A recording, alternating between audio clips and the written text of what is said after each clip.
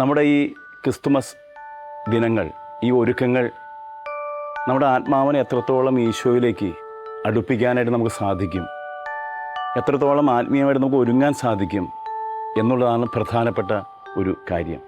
ആത്മാവിൻ്റെ വസന്തകാലവും ശരീരത്തിൻ്റെ കഷ്ടകാലവുമാണ് നോമ്പുകാലമെന്ന്.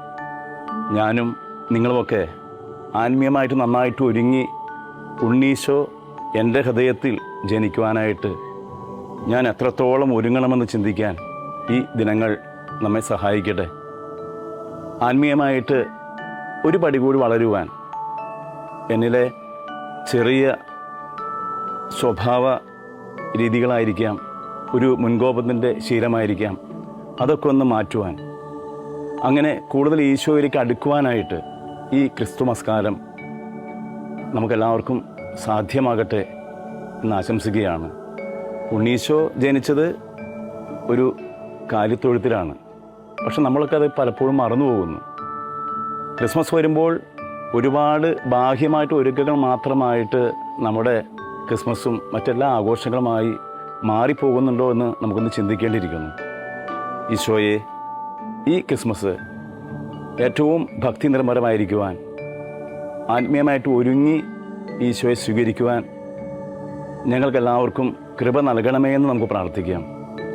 ഉള്ളതുകൊണ്ട് സംതൃപ്തിയോടെ അത് മതി, എനിക്കിത് മതി, ഈ സാഹചര്യമായിട്ട് ഞാൻ പൊരുത്തപ്പെട്ട് പൊക്കോളാം എന്ന് പറയാനുള്ളൊരു മനസ്സ്, എളിയ വലിയ മനസ്സ് നമുക്ക് നേടുവാനായിട്ട് നമുക്ക് ഒരുങ്ങാം. ആത്മീയത വാക്കുകളിൽ ഒതുങ്ങാതെ നമ്മുടെ അനുദിന ജീവിതത്തിലെ പ്രവൃത്തികളിലൂടെ മറ്റുള്ളവർക്ക് ഈശോയെ കാണിച്ചു കൊടുക്കുവാനായിട്ട് നമുക്കെല്ലാവർക്കും സാധിക്കട്ടെ എന്ന് ആശംസിക്കുകയാണ്.